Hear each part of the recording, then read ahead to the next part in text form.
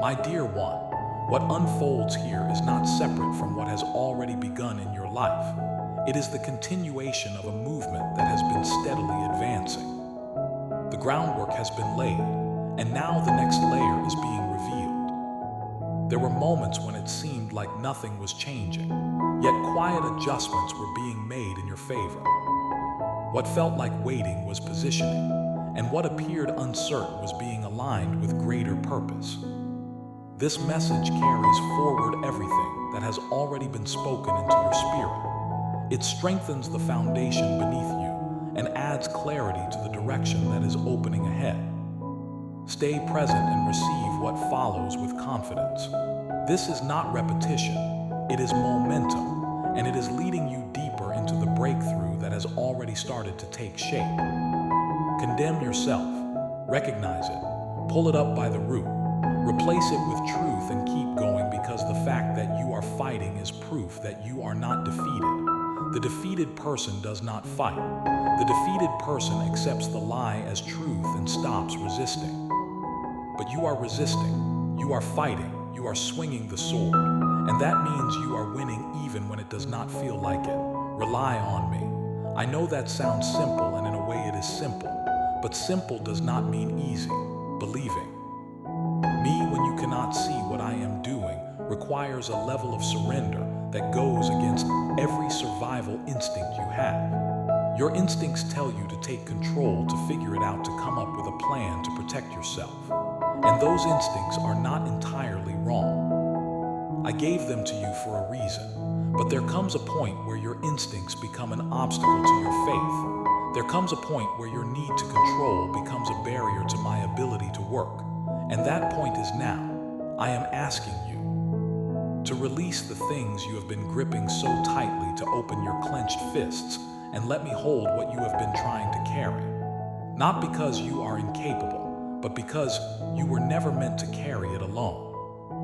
And the relief that comes from releasing it into my hands is the beginning of the rest I have been promising you. Believe in me means believing that I am who I say I am, that I am good, that I am faithful, that I am powerful, that I am present, that I am working even when you cannot. See it, that I love you even when you cannot feel it, that I am for you even when everything seems to be against you.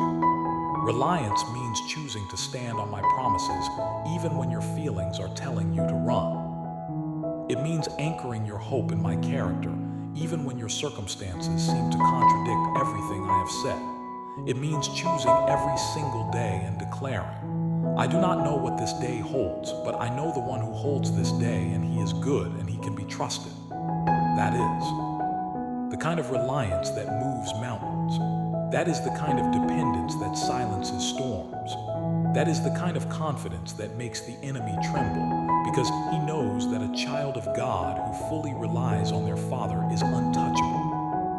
I want to share with you what happens in the spiritual realm when you choose to rely on me, because there is a dimension of reality that your natural eyes cannot perceive, a dimension where every prayer you have ever prayed is still echoing, where every act of faith you have ever demonstrated has created a ripple that is still moving outward, where the angels I have assigned to your life are actively engaged in a warfare that you know nothing about. When you choose to believe me, something shifts in that realm. Doors open, resources are released, assignments are given to angelic beings who stand ready to carry out my will on your behalf. The enemy knows this. He knows that your faith activates my power, that your reliance unlocks my provision, that your surrender triggers my intervention. And that is why he works so hard to keep you in a state of doubt and fear and unbelief. Because as long as you are doubting, his operations can continue uninterrupted. But the moment you start believing, the moment you say with your whole heart, I trust you, God, no matter what I see, the enemy's operations are disrupted. His plans are thrown into chaos. His schemes begin to unravel, and the resources he was using to attack you are suddenly and decisively cut off. This is the power of reliance. It is not passive. It is the most powerful weapon in your arsenal. And when you wield it with intention, with determination, with the full weight of your conviction, Mountains move, strongholds fall, chains break, and the impossible becomes possible. Not because of your strength, but because your faith has activated the strength of the God who created the universe with a single word. Let me also tell you something about the nature of waiting, because I know that so much of your struggle right now is not about the problem itself. It is about the waiting, the seemingly endless, agonizingly slow, painfully silent waiting for my intervention.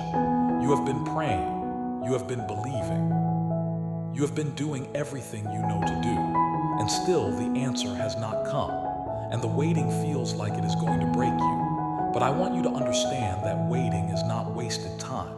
It is not empty space between your prayer and my answer. Waiting is active. It is purposeful. It is productive. During the waiting, I am preparing you for the answer because some answers, if they came before you were ready, would actually harm you instead of help you. A promotion that comes before your character is developed leads to a fall. A relationship that arrives before your heart is healed leads to more brokenness. A financial breakthrough that happens before your stewardship is mature leads to mismanagement. I am not withholding to punish you. I am timing things perfectly to protect you. And the fact that you have not received the answer yet is not evidence of my unwillingness to give it. It is evidence of my commitment to giving it at exactly the right time, in exactly the right way, under exactly the right conditions, so that when it arrives, it accomplishes everything I intended it to accomplish. Not just for you, but for everyone whose life is connected to yours. I have everything under control. I know it does not look like it. I know your circumstances are screaming the opposite. I know it feels like chaos and confusion and uncertainty. But I want you to know that not one single thing in your life is outside of my awareness or my authority. I see every variable. I know every factor. I understand every complication. And I am orchestrating all of it toward an outcome that will leave you speechless with gratitude. The delays are not setbacks. They are strategic pauses that I have built into the timeline to protect you from things you cannot see. The closed doors are not rejections. They are redirections that are leading you somewhere better than where you were trying to go. The unanswered prayers are not evidence of my absence. They are evidence of my wisdom. Because sometimes the best thing I can do for you is say not yet instead of yes. And when the timing is right, when every piece is in place, when the foundation has been properly laid, I will open doors that no one can shut and release blessings that no one can block. Everything is in my hands. Your relationships, your finances, your health, your career, your calling, your purpose, your dreams, your disappointments, your victories, your defeats, all of it. Every single detail of your life is cradled in the hands of a God who never drops what he is holding. And my hands are not weak. They are the hands that flung the stars into space. The hands that sculpted the mountains, the hands that carved the riverbeds, the hands that hold the oceans in their boundaries. These same hands are holding you right now. And if they can hold the entire universe in perfect balance, they can certainly hold the details of your life. So stop trying to hold it all yourself. Stop trying to be God in your own life and let me be. God, let me do what only I can do. Let me carry what only I can carry. Let me solve what only I can solve. And let yourself rest in the arms of the one who has never, not once, failed to come through for someone who placed their complete confidence in him. I want to address something that has been causing you deep internal conflict. The tension between what you see and what I have said. What you see is a situation that looks impossible. What I have said is that all things are possible with me. What you see is a relationship that looks beyond repair. What I have said is that I am the God of restoration. What you see is a financial situation that looks hopeless. What I have said is that I will supply all your needs according to my riches. And the gap between what you see and what I have said has created a war inside you. Part of you wants to believe my words. Part of you is screaming that the evidence contradicts them. And you are torn, caught between sight and faith, between logic and promise, between what your mind is telling you and what your spirit knows. To be true, I understand this tension and I am not condemning you for feeling it, but I am asking you to resolve it, not by denying what you see, but by choosing to believe what I have said even in the face of what you see. Because what you see is temporary. It is subject to change.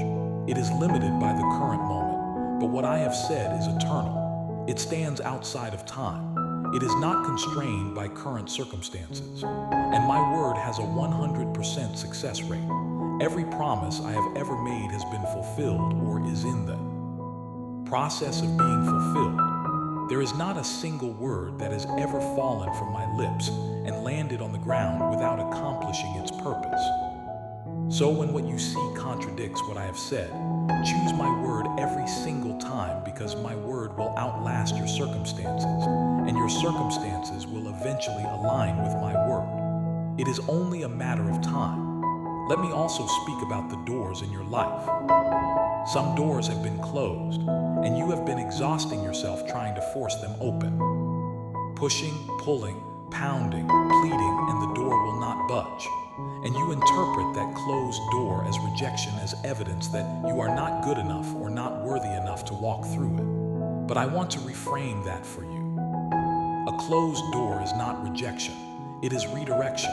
It is me saying, not this way. There is a better way. And if you will stop wasting your energy on the door that I have closed and start looking for the door that I am opening, you will find it. It might not be where you expected. It might not look the way you imagined, but when you walk through it, you will understand why I closed the other one. Because the room behind the open door contains blessings that the room behind the closed door could never have held. I close doors to protect you from settling for less than my best. I open doors to invite you into more than you could have asked for. So stop mourning the closed doors and start looking for the open ones. They are there. They have your name on them. And when you walk through them, everything will make sense. I want to share something with you about how I see you, because I know that you have a picture of yourself in your mind. And that picture has been distorted by years of pain, rejection, failure, and comparison. You see yourself through the lens of your worst moments, through the lens of the things people have said about you, through the lens of the mistakes you have made, through the lens of the opportunities you have missed. But that is not how I see you.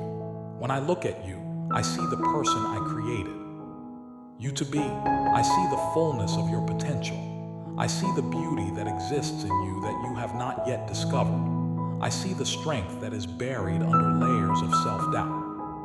I see the purpose that is waiting to emerge from beneath the rubble of your past. I see the masterpiece that I'm still in the process of completing. And what I see takes my breath away. You are not a mistake. You are not an accident. You are not a random collection of cells that happen to come together by chance.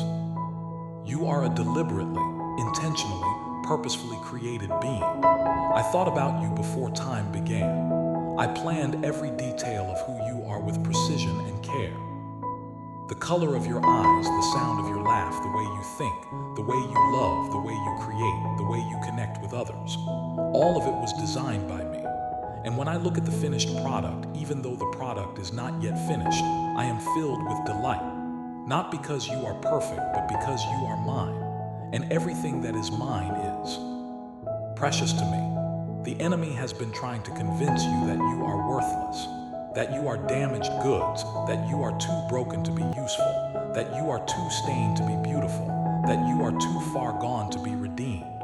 And I want you to know that every single one of those statements is a lie. You are not worthless, you are priceless, not because of what you have done, but because of who you are. You are a child of the Most High God. You are an heir of an eternal kingdom.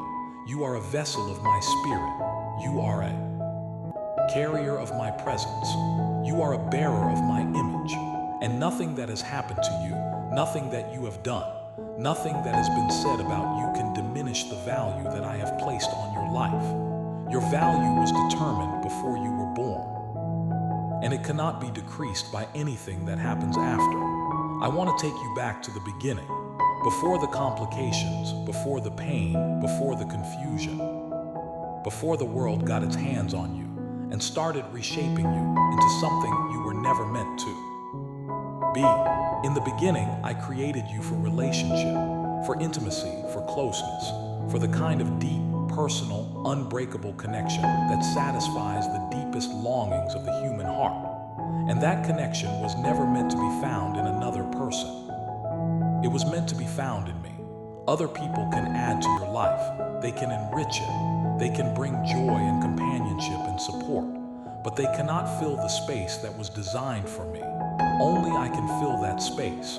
And when you try to fill it with anything or anyone else, you will always be left wanting. Not because those things are bad, but because they are not big enough. Only I am big enough to fill the space that I created in you for myself.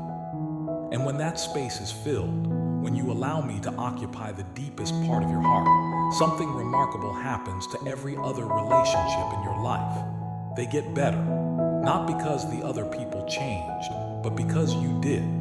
You stop approaching relationships from a place of desperation and start approaching them from a place of fullness. You stop needing people to validate your worth and start enjoying people for who they are. You stop clinging to connections out of fear of being alone and start engaging with connections out of the overflow of a heart that is already full. This is the secret to healthy relationships that so few people discover. The secret is that the healthiest relationships are between people who do not need each other to be whole. People who are already whole in me and who choose to share that wholeness with one another. That is the kind of relationship I want for you. Not relationships of codependency where you lose yourself in someone else, but relationships of complementarity where two whole people enhance each other's lives because they are both rooted in the same source of love. I want you to begin practicing something. Begin practicing gratitude in the middle of your waiting. Not gratitude for the problems, but gratitude for my presence in the middle of the problems. Not gratitude for the storm, but gratitude for the fact that you have a refuge to run to in the middle of the storm. Not gratitude for the pain, but gratitude for the growth that the pain is producing. Gratitude is one of the most powerful spiritual weapons available to you. It shifts your focus from what is missing to what is present, from what is broken to what is whole, from what has been lost to what remains. And in that shift, peace finds room to grow, joy finds room to breathe, hope finds room to anchor itself in your heart. The enemy hates gratitude because gratitude declares that no matter what he has stolen, no matter what he has destroyed, no matter what he has taken from you, there is still more than enough. And the person who lives in a state of gratitude is a person who is immune to the despair that the enemy is trying to produce. So practice it daily, intentionally, aggressively. Thank me for the breath in your lungs. Thank me for the people who love you. Thank me for the small mercies that you overlook when you are focused on the big problems. Thank me for who I am. And watch what happens to your soul when gratitude becomes a habit instead of an afterthought. This is why my refuge feels so much like home. Because it is home. It is the place you were designed to inhabit. The place where every part of you fits perfectly. Where you do not have to pretend. Where you do not have to perform. Where you do not have to earn your place. You belong here. You have always belonged here. And the restlessness you have been feeling, the sense that something is missing, the vague but persistent feeling that life should be more than what you have been experiencing. That is your soul longing for home, longing for me, longing for the refuge that it was created to dwell in. And I am here, arms open, heart wide, ready to receive you. Not because you are perfect, but because you are mine. I remember every prayer you have prayed, every whisper, every shout, every desperate plea, every quiet conversation in the middle of a sleepless moment. I have heard every single one, and I want you to know that. Not one of those prayers has been ignored. Not one has been dismissed. Not one has been forgotten. Some of those prayers were answered immediately, and you saw my hand move in ways that left you speechless.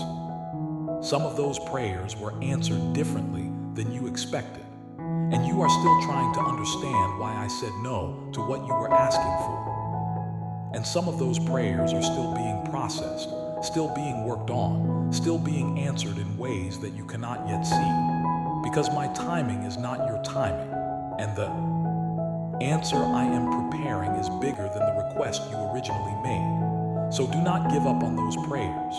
Do not assume that my silence means my absence. Sometimes the greatest answers require the longest preparation. And I am preparing something for you that will make the waiting worth every second.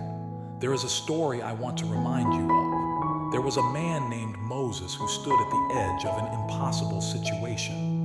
Behind him was an army that wanted to destroy him and the people he was leading. In front of him was a sea that could not be crossed. To his left and right, there was nowhere to run. By every human calculation, he was trapped, done, finished. But Moses did something extraordinary. Instead of panicking, instead of giving up, instead of surrendering to fear, he told the people, "Stand still and see the salvation of the Lord." And then I moved. I split the sea in two. I made a dry path through the middle of impossibility. I turned the very thing that was blocking their progress into their path to freedom. And the army that was chasing them, it was swallowed by the same waters that had parted for my people. Because what blocks my children becomes a weapon against their enemies. You are standing at your own Red Sea right now. There is an impossible situation in front of you. There are threats behind you and you cannot see a way through. But I am about to do what I have always done. I am about to make a way where there is no way. I am about to split the impossibility in two and create a path that no human mind could have designed. Not because you deserve it, not because you figured out the right formula, but because you are mine and I protect what is mine. I deliver what is mine. I make a way for what is mine and you are mine. But I need you to do what Moses did. I need you to stand still. I need you to stop running. Stop strategizing. Stop trying to figure it out on your own and watch. Watch what I'm about to do, because the deliverance I am bringing is going to require your faith, not your effort. It is going to require your patience, not your planning. It is going to require your surrender, not your strength. And when you see it, when you see the sea part and the path appear, you will know beyond any shadow of doubt that it was me. Not luck, not coincidence, not the universe aligning in your favor. Me, your God, your refuge, your deliverer. There is another story I want to share with you, a story about a woman named Ruth. She had lost everything. Her husband had died. Her security was gone. Her future was uncertain. She was at. Type Amen if you believe in God.